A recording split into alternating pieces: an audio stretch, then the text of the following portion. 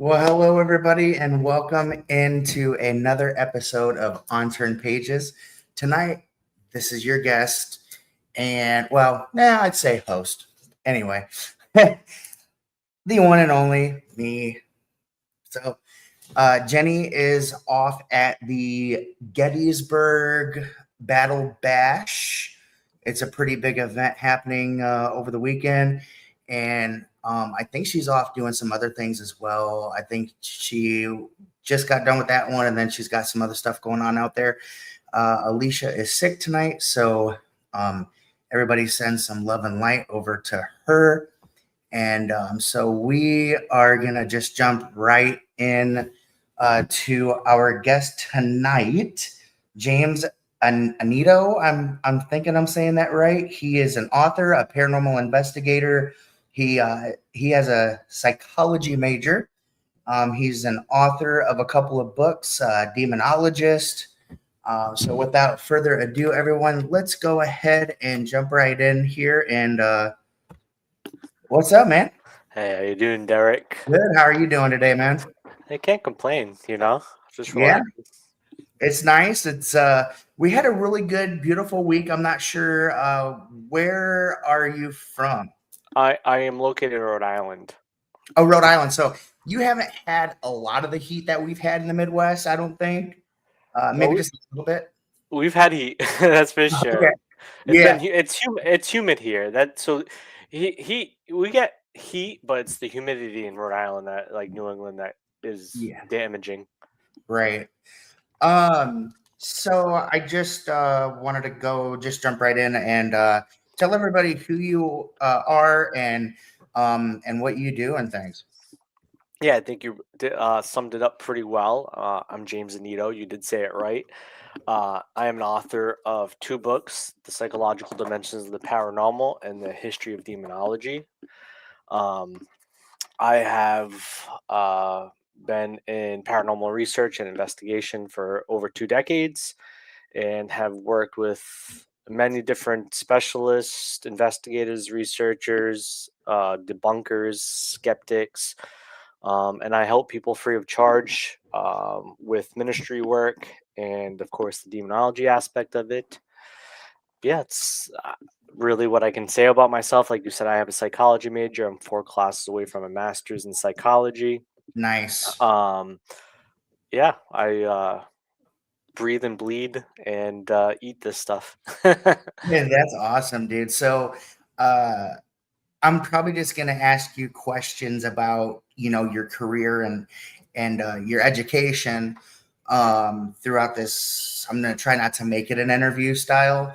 You're good. Um, but so jumping right in here, I'm the first thing that I was intrigued in with was with the demonology and the psychology part of this. Mhm. Do you think that kind of goes hand in hand with each other as far as like, demonic oppression, possession versus the psychological kind of brain and the way that functions with people having different medical issues?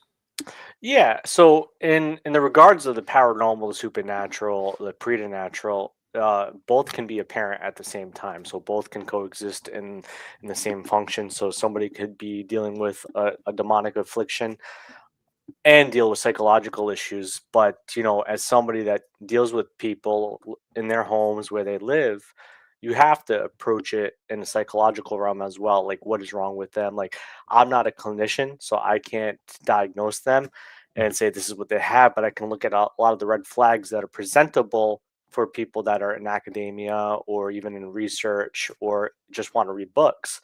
So, it is important to have that background because um, you can, I do a lot of ministry work. I've been involved in ministry organizations. I do blessings and stuff like that. So, in ways, doing that to somebody that might believe something could act enough as a placebo.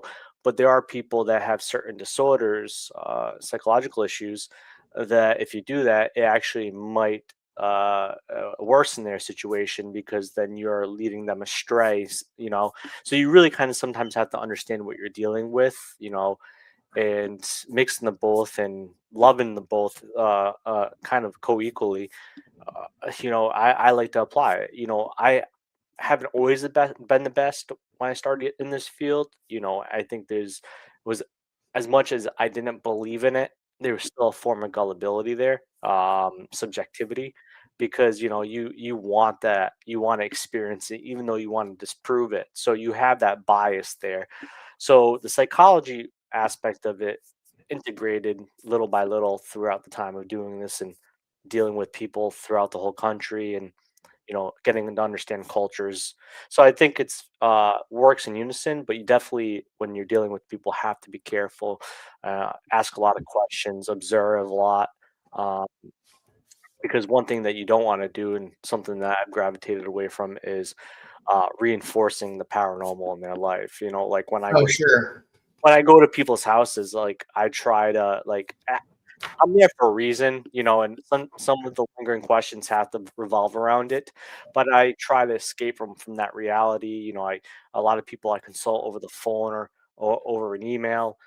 You can give them fruitful advice that kind of get away from thinking about it all the time, and even if you deal with it, figuring out ways to overcome it by reversing course instead of focusing on it, being mad or talking to it. There's other things you can engage in your life that'll subtract you from that. So, that's a lot of psychology right there as well. Yeah. How to talk to people and how to guide them, how to subvert their reality to a different reality. So it really, with what I do, has a lot. My psychology background is not going to be in therapy, because I already say, is that doing ministry work and doing the work I do, that is a form of therapy, and I couldn't imagine doing it day and night. you Mhm. know, as much Right. as I love helping people, but dealing with people creates a lot of emotions and things that can factor on your life. So, I have a great severance between my life and then, of course, my professional work as best as I can. So, but yeah, psychology and demonology do play together, but there's also, of course, their vast differences as well. Right. Exactly. I did have one question that did you take a course in demonology or did you research on your own? So, courses on demonology, it's not functional. Like the only true fashion that I know of is through the Catholic Church. Certain dioceses have exorcists, and the Vatican have courses on demonology and spiritual warfare. The closest one that I know of in the United States is in Pittsburgh. Adam Bly, who is a, n- not a non-priest. He is a laity demonologist, but he teaches courses to priests about demonology. So I did not go that route. I was involved with the Old Catholic Church, and I was involved in Church of Christ as a minister. But what I tend to tell people is mentor under somebody that's respectable. There are people that have a lineage that have been doing this for 40, 50, 60 years. And so my first mentor was Carl Johnson, famously known for the Conjuring House, the first investigator with his brother Mhm. Keith. So I started working with Carl as his tech manager, and I that's just kind of how it blossomed and how I got into it. So, and then since then, I've worked with a plethora of demonologists, some that I call good friends, and some people that I talk to quite frequently. One of my great friends is Father Bob Bailey. Um, Oh, okay. we get together once a week and chat Wow. about life, and he's like my spiritual advisor too. Like he's my best friend. So I talk to a lot of people, work with a lot of people. I used to run an organization, which probably is one of the largest in the country. With what it had to do, was called the Dominion Ministry, and it worked with religious leaders and investigators and psychotherapists and therapists throughout the country. So I've worked with a lot of people. I promote demonology. I have a podcast called the Nine Gates Podcast, where my co-host is a masters in folklore. She's known as the demonic folklorist, and we bring on guest academics and people like John Zaffis. We had Kyle Cobb on, who has a master's in ancient religions. We have Steve Wiggins coming up, a doctorate in religious studies from Edinburgh. So we're bringing on guests and we're trying to promote misconceptions and talk about demonology and dark folklore and present it to people. So I'm very active in continuous learning. Very eclectic. I am a Christian, but eclectic in the sense of I understand different belief systems and traditions exist out there. But yeah, so I didn't get a course in it. I have taught courses on it, free, and some through universities or class engagements. But so the research has been collective through, of course, work with people and of course self study as well. Right. Um, that's crazy because as you're talking, like I'm just like trying to think of like questions that are going through my mind right now. Kind of related to me too because I was born again Christian. I don't follow all the rules, and all that stuff. I did go to church for a while when I was younger, all the time, and it's like then I started believing in spirits because I had an incident happen when I was very young and just growing up, just been intrigued, right? And so this kind of leads up to my next question for you is do you get criticized for being a Christian, but then also like leaning towards like studying demons and like having this podcast that talks about demons and like, you know what I mean? Yeah, I've been criticized throughout my 20 decades of plus doing this. I got into demonology very young, so I faced a lot of critique because knowledge can be gained in a day, but experience can't be gained in a day. It's through time and age.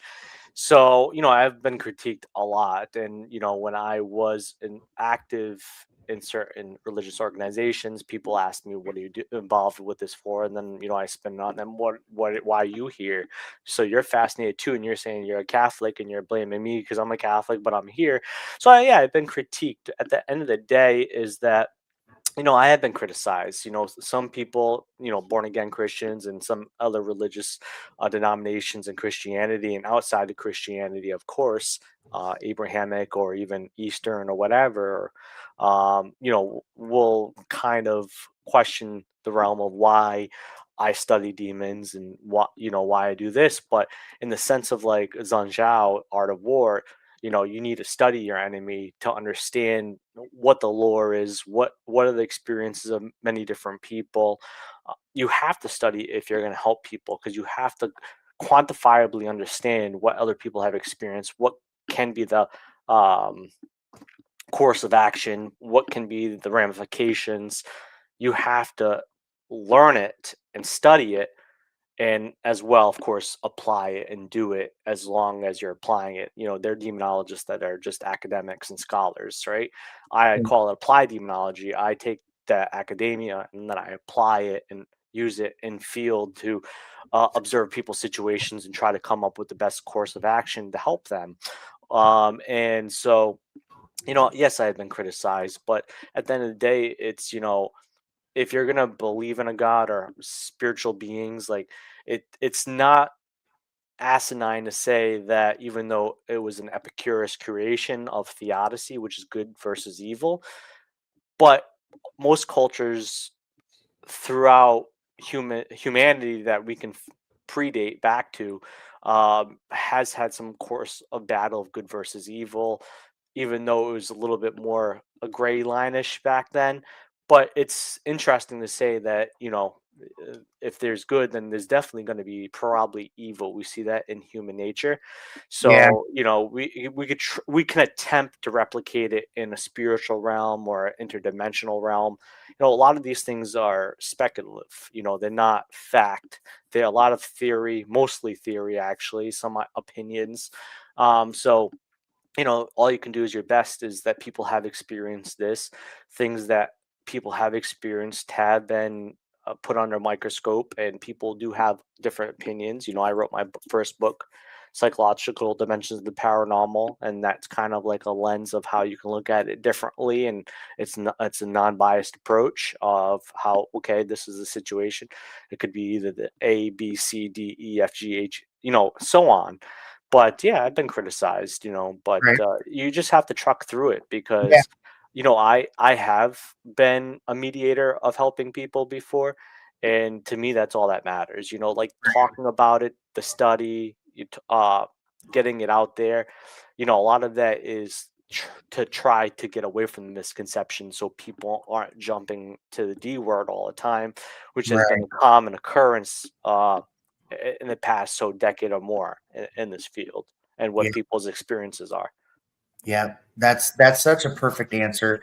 Um, because like when you go to church and they talk about Jesus and I guess or whatever I'm just basically like talking about like Christianity, for instance. We talk about God, we worship and different things like that every Sunday. And the churches that I've gone to, they do talk about Satan, and they talk about like you should rebuke the devil in the name of Jesus and all this stuff, and like when bad things are happening, you know. So it's like if you believe in Jesus, then you should be believing in Satan and then his fallen angels, right? When God kicked him out of heaven, you know. Mm. And so you can't, like, I don't know if it's like a hypocrisy type deal, but like then the minute that you start talking about demons and you're a ghost hunter, but you're going to church or you believe in God, and you can't be a ghost hunter and believe in Jesus at the same time. Like all these criticizing words that some people are judgmental. I'm not saying all of them are. And I know ministers and stuff that are ghost hunters, and they believe in Jesus and they preach. And it's just an interesting thing to think about because it's just so different with people. I guess it just depends on where you're from, who you're talking to, or whatever. I can't wrap my head around it. But some people are like, oh no, we don't want nothing to do with that. Lord Jesus, oh no, you're a paranormal investigator. You go ghost hunting and stuff, but don't you look for the Holy Ghost? Don't you raise your hands up in the air to the sky at something that you can't physically see, but you can feel? You know what I mean? Yeah, there's a lot of oxymorons when it comes to different cultures and cultural beliefs, and stuff like that. So, you just sometimes have to take it with a grain of salt. I will say, and this is an oxymoron statement. I will say we have a small piece of salt of knowledge of what we deal with. We have a lot of these theories, as I said, where I get where a lot of people are cautious, especially the faithful, the extreme faithful, is that when you're dabbling in things that you can't see and you believe you think you know what you're talking to, there are astute dangers to that, right?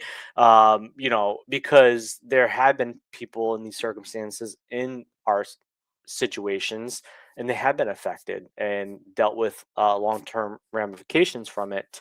So it is dangerous, but at the end of the day, is what I tell people is when you're doing it, have a mission statement, have a good faith or good head on your shoulders. And faith can be multidimensional. It's a psychology thing too. We are meant to have faith. It's like genetically built into us through evolution. And I do believe that it exists because there is a reason for it. And but faith is important. And so we have to have that faith, but some people become extreme on their faith where they rather not deal with those things because that is bad juju to them. It's going to bring unapparent things into their life that they're not hoping. Right. But it's a double-edged sword, right? So I can see Yeah. why they say it's dangerous, but I can also see why somebody would be inquisitive to want to do their own research and Exactly. figure out this stuff. Right. And you put a really good point to it. You should study your enemies. You should, because if you're going into something or if you want to help people out, you have to know what they are. That's just like a private investigator or someone like a private detective or somebody that's gonna join a gang, right? And they have to act like them because they're undercover, right? They have to study them. It's Hmm. kind of the same thing. Correct. I mean, not really, but this, like, metaphorically, I guess, Yeah, yeah, like like they have to become them. Like they have to, to bust somebody out, you have to go in and do the same thing. So, yeah. studying and things like that to be able to help. And um, I did have one question. I got a couple questions actually coming in here. One I believe is from Alicia here going back. Do you think that Jesus can protect you from these bad entities? Well, I'd lose my Christianity badge if I said no, but yes, I do say yes I because I say um, the reason I say yes, and to take it out of Bible thumping, because I don't want to Bible thump. It's one thing not a big fan of, is that I think Jesus can protect you from these bad entities, and as in form of exorcism, used to repel these dark forces from people, is because um, he is a positive being. If you denote the fact if he's a son of God or just was a prophet in some other people's eyes, I believe what I believe. So, I'm not going to say what I believe, but I do believe Jesus can protect and expel, uh, demonic and bad entities or wicked entities from people. I think any form of positivity and, like I said, faith can be a huge reinforcement, and of course, a means to expel certain things from your life. It also takes power of will too, a strong-willed person, um, and that's why when demonic entities go from oppression to possession on an individual, that matter of possession occurs because that person's matter of free will and willpower was dismantled, and they gave up, or they gave a form of invitation, unbeknownst to them probably at times, and it intercedes into their life because they were demoralized faith wise and willpower wise. So one thing I would say is when it comes to Jesus, as I said, faith empowers us. It actually fires off the frontal lobe, and other parts that we're starting to dive deep down in neurotheology, which is a mixture of theology and neuroscience. So, yeah, I think in that sense, when we're powering off our processes in our brain and positive things are happening, we can, defeat the darkness. exactly. That is such a good answer because I believe that if I had anything going on, I don't pray as often as I should, but it's like there's always this thing that a pastor that I used to listen to says that every time something bad happens, you automatically go to where? Jesus, right? If you get sick, if there's a car accident, if somebody dies, oh Jesus. But if everything's going good, Yep. where's Jesus? You know? Um, but I'm not gonna go into that because that's another thing. But I believe in that as well, and other people have their own beliefs and crystal energy, love and light, and different things. So, I mean, whatever works for them, I believe that that's what they should stick to. Um, but yeah, I mean, whatever anybody else believes in bringing good energy and trying to out, do the bad energy, do whatever works, but I 100% believe in the same thing as you, James. But I got another quick question here. I believe this is from Jenny coming in here. What made you become a demonologist? Because did you have like a little bit of skepticism kind of in the paranormal and different things that you were talking about? I still have skepticism in the paranormal, to be honest with it, be frank with you. I like to say I'm a critical thinker and analytical thinker. Have always been like that. So what made me want to be a demonologist was that since as early as I can remember, being in the libraries, and when internet was dial up, and just seeking of knowledge, seeking good versus evil. I wasn't religious when I was a kid, and I didn't find my religious self until I was 19, 20 years old. So, as a kid, I was adopted, and I was raised by a Lutheran family. And I was told what my real parents did to me. And I'm hearing all these psalms and these things, and I'm like, these biblical verses, and especially specifically the New Testament. I'm thinking, why has this been done to me?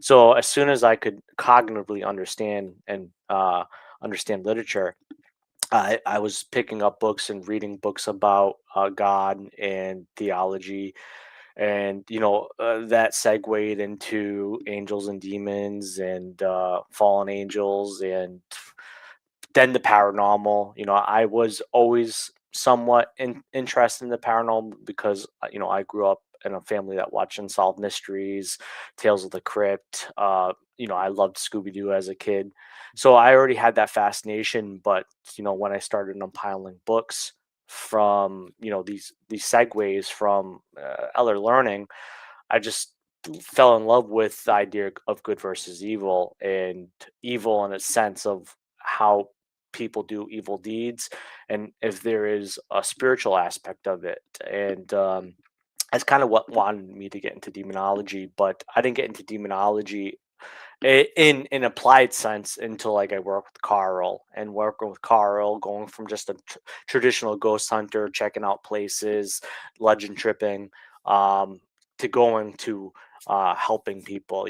My first residential case was actually with my team called Ghost Hunters of Supernatural Truth. And there was something that and at that point I was in early into ministry work. I was a pastoral assistant, and of course a parishioner. And so I thought, well, what happens if I come across somebody that I can't help?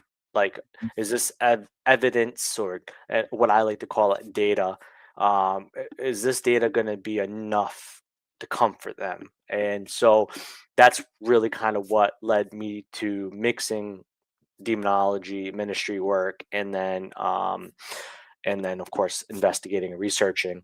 So really, after working with Carl, I kind of went on my own and did my thing. And yeah, that's what kind of got me into being a demonologist. I found helping people was more of my cause. Like I still have that fascination with answers to my questions, but it lingers less than because I know somebody's suffering. And even if it's not a demon or spirit, how I can help them get away from that, and get their life back on track. So that's what wanted me to become a demonologist, because I love the topic of evil and sin, and which is hamartology. But I was just fascinated by it. I was fascinated why people did evil things throughout culture, and how it's been, or how evil things by nature, or bad things by nature, cause people to believe it to be evil beings. So Yeah. that's really was my fascination. And I just happened to I've always happened to, and I'm not saying I've piggybacked off people, but I've always happened to be in the right place, the right time, meet the right people. And I've gotten entryway to a lot of people and a lot of their knowledge, and just it's just something that's latched me on.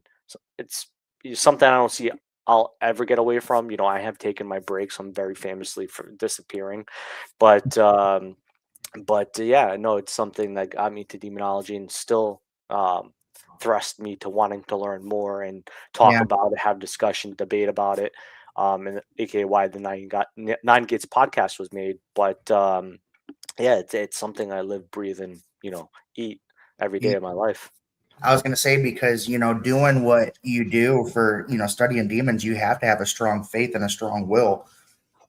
And you use your studies to probably protect yourself too, as your studies go on and you're studying these different demons and stuff. Because Yeah, when you're studying demons and you're kind of like in this realm of what they are and all the names in your mind, and you're thinking about it because you're reading it, does that open up um a does that open you up uh, particularly to you like know, what I mean, like to attack, you know what I mean? well, what has been said by many people. Ed Warren famously said it, and so that's what a lot of people gravitate towards too. But a lot of exorcists, a lot of demonologists have stated once you get in this line of work, once you go from the academic to the applied aspect of it, then we tend to call it being marked. So I think that you can pick up a book and read about it, and as long as you don't have a bad intention, new thought theory, laws of intent, laws of attraction. But if you don't have that intent or want to attract those things and you're just studying it, I don't say there's any dangers to that. Now it's when you read one or two books, now you think you're a demonologist and you start going to apply it. That's where the dangers can lie and Mm. be. Being But practices if you're not ready and yeah. things. Yeah, it's like studying anything, right? It's like there's dangers to everything. Like how if I studied animal biology and then started going checking out different animals and came across a crocodile and thought I was Steve Irwin, I'm probably going to You lose might an be arm. yeah, But so it but so that you have where the study then goes to being applied, right? right. So that's where the dangers is, right? That's where you start meddling things with things that maybe you're not supposed to meddle with. The Scooby Doo reference, of course. That that things can happen, and I do believe that one of the things people don't understand is I made a lot of poor decisions in my life. So when I make a mistake and I disappear, it's for introspection. It's trying to get myself to figure out why and what can I do better about myself. And because the line of work that I jumped into, um, you know, if I can disappear and I will still get emails, right?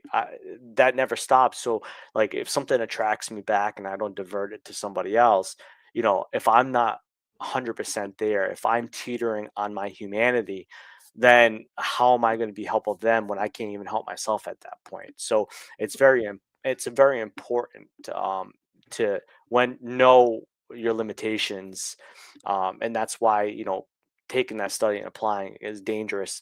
And I've seen a lot of people come and go that attempted to get into this realm, and they never come back because they really weren't the person to do this line of work. We had John Zaffis on the first episode, Nine Gates, and one of the common things that we hear, and other people tell us, and what we truly kind of honestly believe is that we are chosen to do this line of work. And he cemented that as well. But I've heard this through a laundry list of people that I could have chose to do anything else as a hobby or or a vocation. I do have a career that pays my bills during the day, but I could have chose anything else, and I happened to want to go into this and felt the need to do it, and continue still to feel the need to do it, even in my breaks, because I know I could try to disappear, but something's always going to eventually call me back, or something's going to intercede in my life and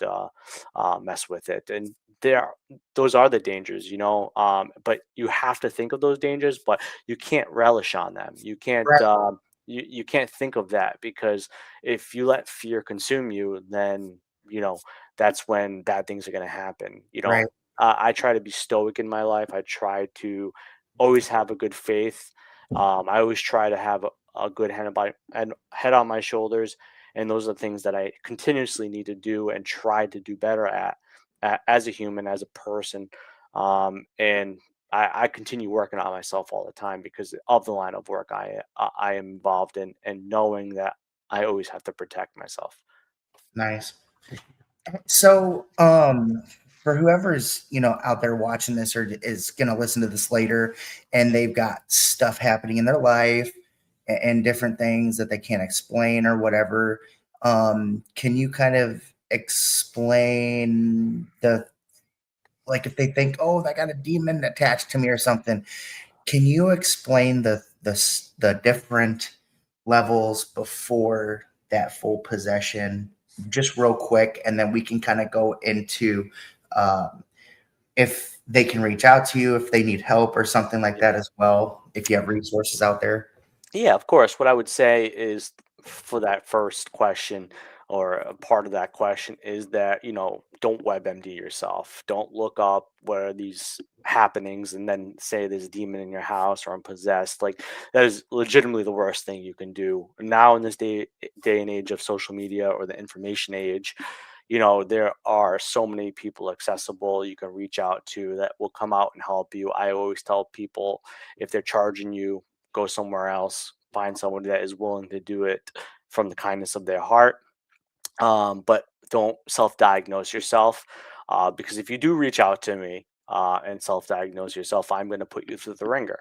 And that's not to be mean or be an ass, but that is because I want to find out why you're believing this and what is the history of this. What is, of course, your mental history.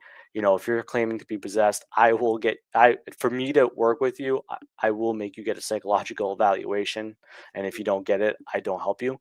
Okay. Um, but but that's only for people that are claiming to be possessed. Anything else lesser than that, or they believe I don't make them, because I need to. Maybe somebody told them something, a family member, a friend, and that, or even their church, depending on what denomination, and Mhm. that's in their head, and how to try to discern that case. For my process, and for how people can reach out to me, you go through my website or social media, demonology.org or jamesannito.com, links to the same webpage.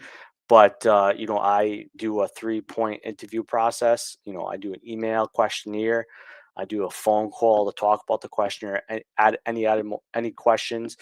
If it's somebody that needs my help urgently, I will attempt to get another team out there, another person that does this line of work out there to help them in the meantime, to kind of be a mediator of, okay, go collect some data, verify their story. Or if it's close enough, then I will go out there myself, do my observations, talk with them a third time, get the lay of the land, see if anything happens while I'm there.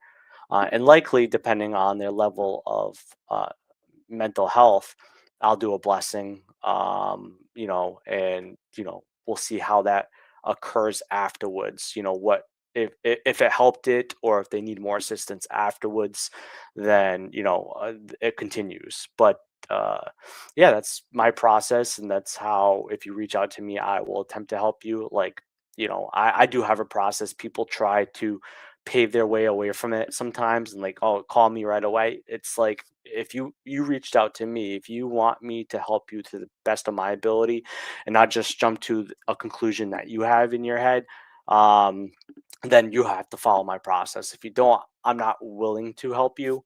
It's not because I feel I'm better than you. It's just because there's so many people that reach out to me, and if they're willing to do the process, then that shows you that they are actually sincere about their issues, and they're not looking for 5 minutes of fame, or a confirmation with their story. And I'm willing to help those people. And if there's kids involved, I tend to fast pace it. Uh, you know, right now I'm a little outwards. I do have a case coming up in Philadelphia in October. It's a couple months out, but because it's a distance, have to do my best. I work all day. I have 2 kids. I have a family, so I have to work around my schedule. That's not going to affect my family unit, my own place.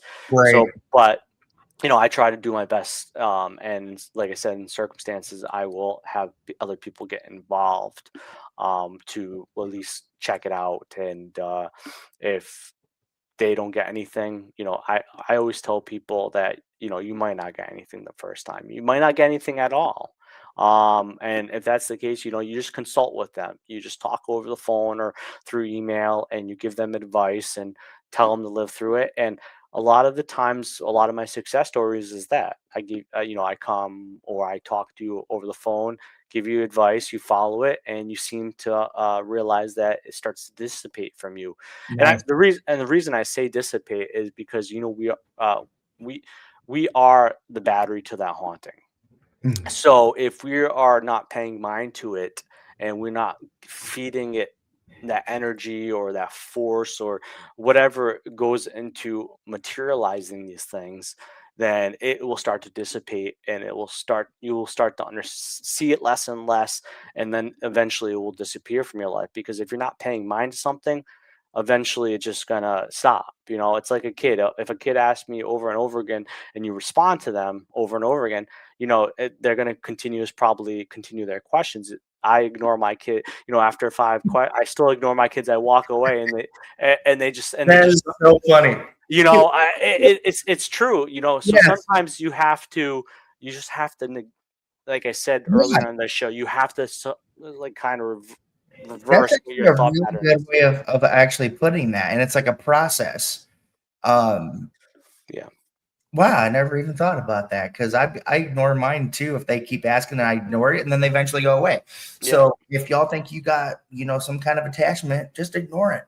It'll It, it it really actually is. disappear. Everybody says it's harder than you say it is. Yes, it is hard. It is hard to ignore something that's starting to meddle in your life and affect you.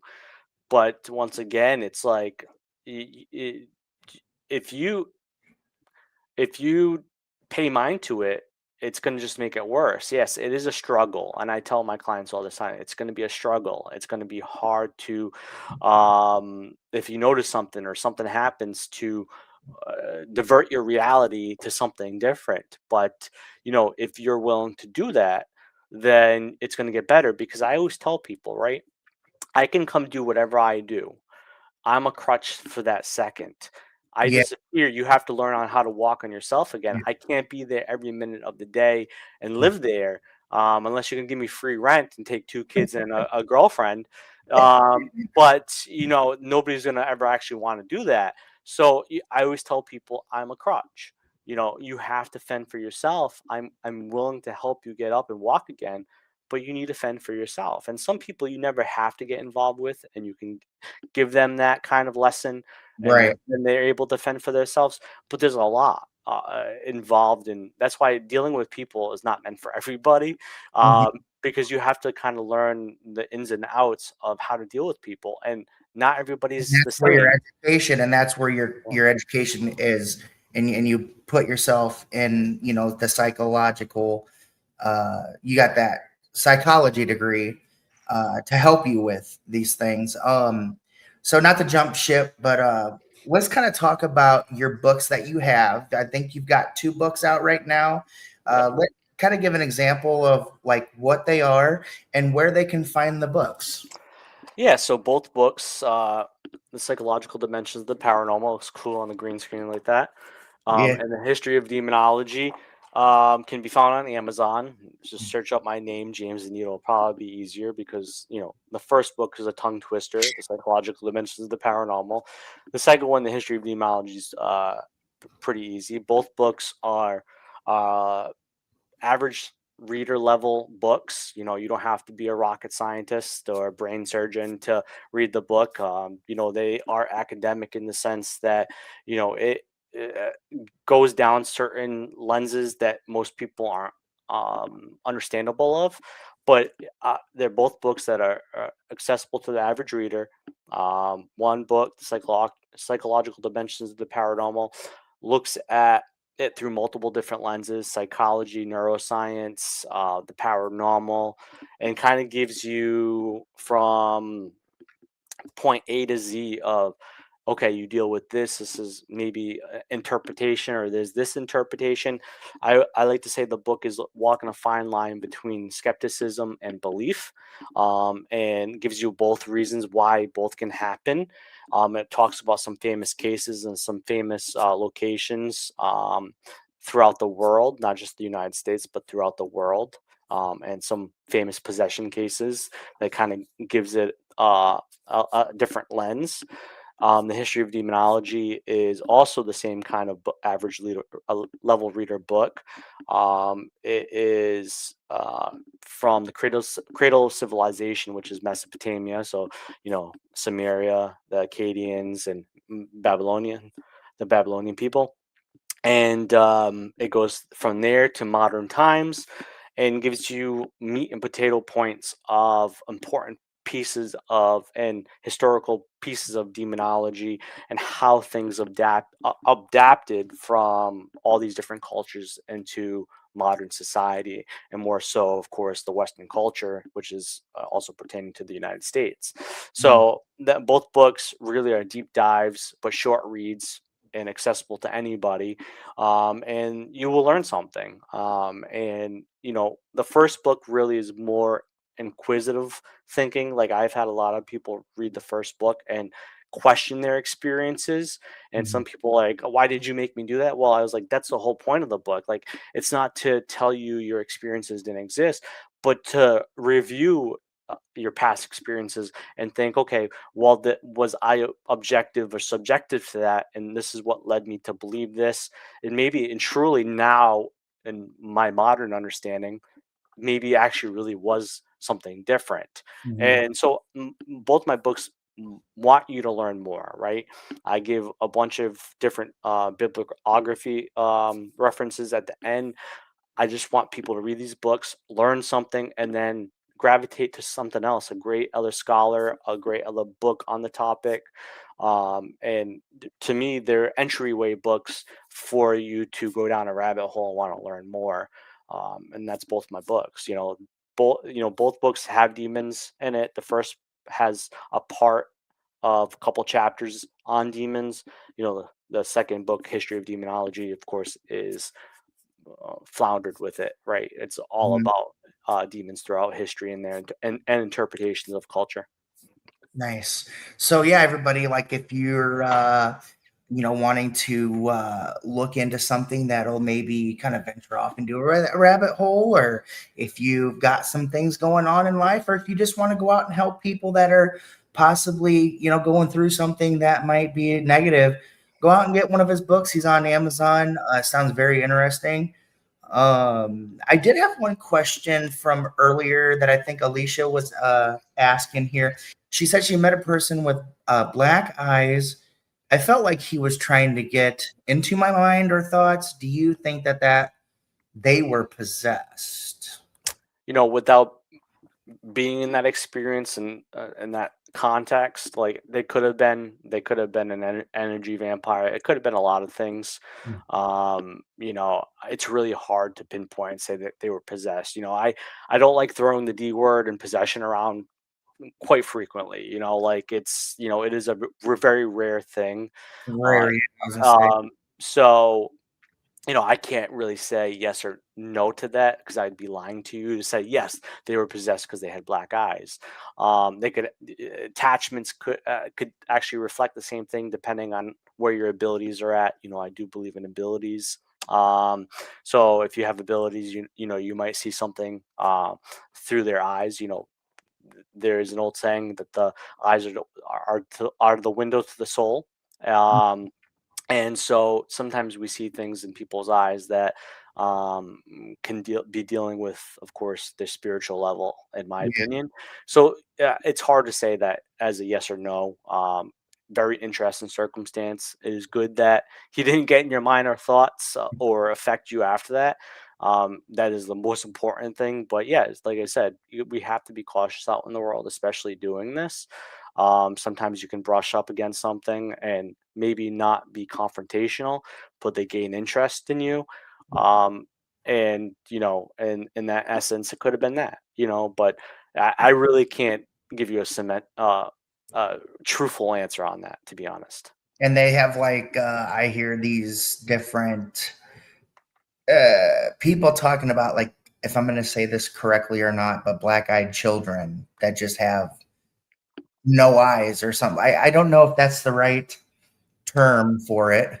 Yeah, black-eyed children. Well, which is important to understand about true demonic cases, right? And infestation. You asked me earlier, and I didn't say it, but it's infestation, oppression, possession. That's the major three. There are five or six in total, actually, but those are the famous three. But in the infestation stage, there are accounts of people seeing transfigured manifestations, right? Okay. One thing most demonologists and theologians can agree on is demons or fallen angels, in that sense, are non-corporeal, so they never had a living body. So when they do appear, usually they appear as a shadow person. or manifestations of spirits or other characteristics of people. And so, but in those cases, when they do characterize and appear as something, there is always a disfigurement that is apparent: black eyes, long fingers, long fingernails, crooked body, longer limbs. Those are things that have been Slender Man. experienced. So, that is important to know that it could. But I also tend to believe that intelligent spirits that are negative can sometimes do the same things, because if I'm intelligent, if I'm a bad person, and I want to scare you, I'm going to do everything in my power to scare you. So, in that realm of however it occurs, I believe that they can do the same thing too. And that's why it's hard, and a lot of people misconceive negative spirits with demons.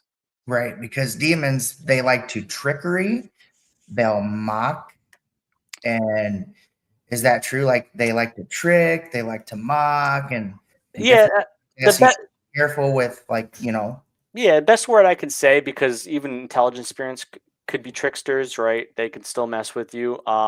Is deception. They're deceptive, right? They want you to uh, engage with them, so they don't. Most demon cases don't come off right away off the rails where it's negative. Like, they try to get your attention. like They, appearing as like little kids or like yeah, innocent to yeah, they yeah, try to engage that communication. They want that communication, because once you open that line of communication, and boom, they that's latch.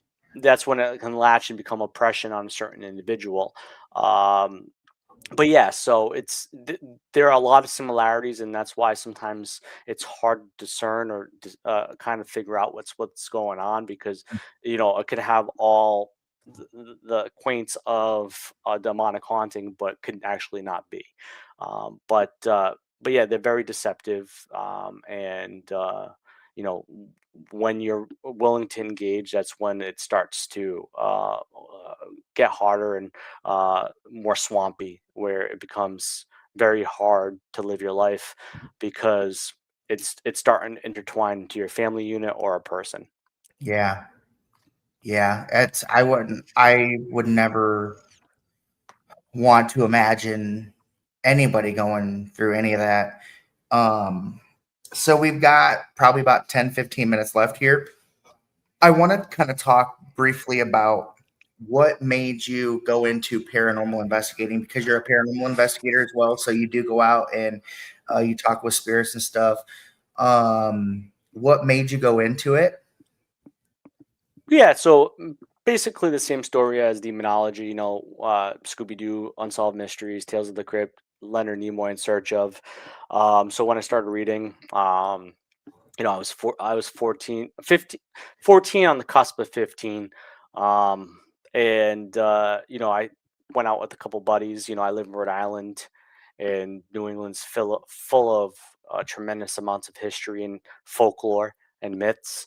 So, I'd go out with some buddies, and, at a young age, and we just go to graveyards or places we necessarily weren't supposed to be. And it just attracted me from there. And one of the things, living in Rhode Island, there was a big boom in the early 2000s. It was called Ghost Hunters. Oh And yeah. so that validation that other people did it outside the books, everybody knew of the Warrens in the Mhm. 80s, 90s. And then, of course, they blew up in the 2000s as well with the Conjuring series. But, uh, to see people beside, like, um, Harry Price or Hans Holzer and the Warrens doing it, and seeing that somebody regional, somebody close was doing it as well, was that validation to just keep moving forward and doing it. But it really didn't become something more until, like I said, I was probably 19 years old. And that's when it really just started being more a part of my life than it was as a kid. I was interested and dabbled and did things when I was a kid, but Mhm. it really flourished until in my adulthood. Nice. So what, because we all have, different stories that we talk about being, I guess, frightened or like startled and stuff like that. Do you ever think about a time where you were the most frightened with investigating paranormal or studying demonology? Not to sound stoic, but frightened, really never necessarily. Like, startled, more so like experiencing demon for the first time, invigorated me. Actually, it actually made my faith stronger instead of steering me away from it because I'm insane. But I really never been fearful of a situation. I've never felt like I was in harm because once again, if I have that thought, then I will be in harm. Um, I'd say I've had cool experiences that couldn't be defined by science nomenclature, scientific nomenclature. But I've seen scratches appear on clients in front of my eyes. Oh, I've seen I've seen the eyes go black. I've seen face deformation. So those things are startling. Those things are like that's they take you back. But oh, nothing that I can necessarily say that really made me fear. Like like I said, I try to go into situations with a clear level-minded head. Like even when I go investigate a place that I've always wanted to go investigate, that giddiness is there, but I also have to make sure that I'm not over dramatic in it because I don't know what's there and I don't want to ever be affected. I would say that one time that uh, something really affected my life was a point in my life where, I was successful in a lot of situations and I was starting to build a name and the fame started getting to my head. Um, I really let my ego get the best of me on a case and I dealt with an attachment for about a month or so. Actually, no, sorry. Um, like probably like almost 6 months in the totality of it, like 3 or 4 months, and then I started understanding what was going on. So, and then got a call from that client again with activity happening, but that small period of time, I would say makes me look back that I was served humble pie. I didn't know if the fact it was an attachment. Multiple people, like probably dozens of people actually that have abilities that I'm friends with, started and tell me, "Hey, James, like we feel something on you. You're posting things like I did go through a rough time. I lost my relationship. I lost my job. I lost my apartment. I went from having money in the bank to negative all of a sudden. So things started spiraling and that really took impact on me, but I really didn't jump to the conclusion it was the paranormal until that aha moment and really kind of thought, well, maybe it is this. And that same time that I had that aha moment was basically the same time the client called the team back, and I was notified that they were dealing with it again after a period of peace and tranquility. So that was an interesting circumstance in itself, but I would say that would be the only moment that I would say like that made great impact on my life. I wasn't fearful of it because I didn't realize, or in my head, I was stubborn to say it was the paranormal because I hate jumping to that conclusion. right. Um, so I would say it was that probably moment in my life that was the most affected by this line of work, where at some point it created doubt, but it didn't. Like once I got that call, I was right back there again. I got a deliverance, and then I went back there with a different mindset and took threw ego out the window and went there, Yeah, collected and difference is differently. a strong word for if you're ever going through uh, times like that, because you have to be delivered, right, Hmm. from evil. You have to have that deliverance Yep. to truly get rid of any kind of attachment. Am I right?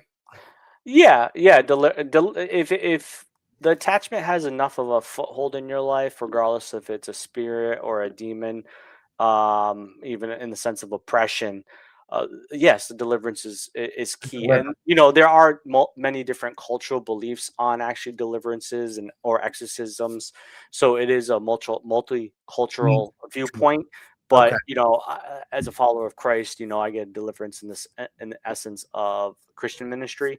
But yeah, if you are dealing with something, a deliverance is not gonna hurt. It's gonna Right. But once again, you have to, once that deliverance happened, you have to Yeah. walk for yourself again and fend for yourself. Exactly. So, it's important.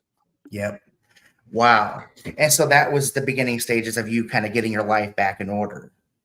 It was with a different mindset. I started approaching cases, that was the one and only time that I can look back at and say that that's when I let my guard down. That's when I let my humanity get the best of me, because I'm not famous. I'd say like I'm a class Z celebrity, right? Nobody knows me beside like 10,000 people, maybe even 100 people. But um, at the end of the day, it's that that notoriety and that people started to know me and understand my work, really let the get the best of me and let my humanity and external things matter more than internally myself. But yeah, it was definitely, I've had many moments of introspection after that, but in the essence of a caseload and how I go into cases, Right. that definitely was a foundational point of changing of how I handled cases. Damn. What a story, man. That's we are at the top of the hour, but what an incredible story about just how you've evolved, and to what you're doing today and helping people in a little bit of your life and things. So thank you very much for coming on and sharing that with us. That's awesome. Thank you. With one piece of advice for a ghost hunter that's going into um, making themselves vulnerable, because we ask spirits, "Hey, are you there? Can you come forth? Can you talk to us?" What's one way that you would think, or a piece of advice for someone going into it, as far as like maybe protecting themselves or whatever? Yeah, one of the things that I do more so often, I do break my own rules sometimes, but if you're interested in this line of work and you want to uh, find that data or evidence or have that experience, I always tell people to just give statements out or talk about the history or talk about the land or the building. Make it more statement oriented so that you can maybe get an interjection from a spirit or something that's there. You're not making it personal. You're not asking it to come talk to me. You're just putting a recorder down and making statements or talking about the history of the property or whatever, wherever you are. That allows you to be less opened, right? You are still there, but if you're setting perimeters, that will help you get that fix of wanting to experience it without really opening yourself and making it personal and inviting something in to talk to you. So that's one piece of advice I can give you, that how you can start off just dabbling into it. And then, of course, if you're very interested in it and you want to continue doing it, find a reputable team out there. Ask if they're looking to have members. Learn from them. Find a faith if you don't have faith. Make sure that you're ready for any circumstance being involved in this line of work, or even this hobby, depending if it's just a hobby. But yeah, those are things that I would tell people if they asked me how to get into it. But now we're in a day and age of social media. There's a paranormal team on every corner, Yeah. but you still have to do your own research to make sure that they're reliable. And there's a lot of ability to do so. It's hard to do so, but you can still do it. And that's what I would tell people if you're interested in this. Make sure you're getting in it. If it's a hobby, keep it as a hobby. If it's something that you want to do to help people, then understand that it's a long-term decision, and it will be a roller coaster ride of many ups and many downs.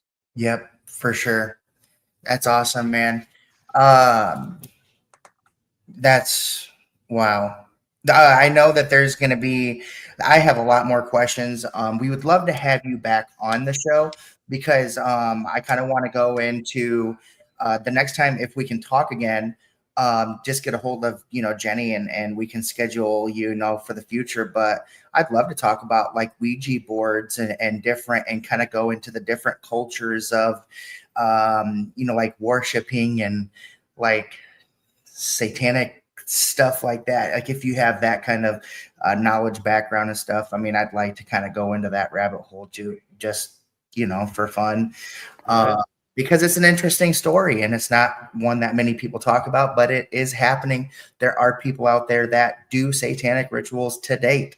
They make Mhm. sacrifices. They do all this stuff to summon and this and that. So, we'd love to have you back on, man. Yeah, definitely. I would love to be back on. It was great to finally talk, Derek. I've known Jenny probably over a decade, if Yeah, that's not what she more was than saying. that. Yeah, So yeah, I would love to come back on and chat more. for sure. Why don't you tell everybody real quick where they can find you at and your books and stuff just one last time there? Yeah, so you can find me on Facebook at James Annitto, which is, of course, listed. I always do this wrong right here. JamesAnnitto.com, which also has my links to my socials. You can find me on YouTube through Nine Gates Podcast. And those are the ways to reach out to me. And if you're in need of assistance, you can reach out to Annitto Demonology at gmail.com. That is my portal for cases and events and all that stuff, separate email, but be more than willing to talk to you, even if it's just to have discussion about this topic. I love talking about it. Nice. Yeah, be sure to go I had a tongue twister. Be sure to go check out his books on Amazon. And man, it was a pleasure talking with you. And I know that we want to have you back on again. So without further ado, everybody, James Annitto.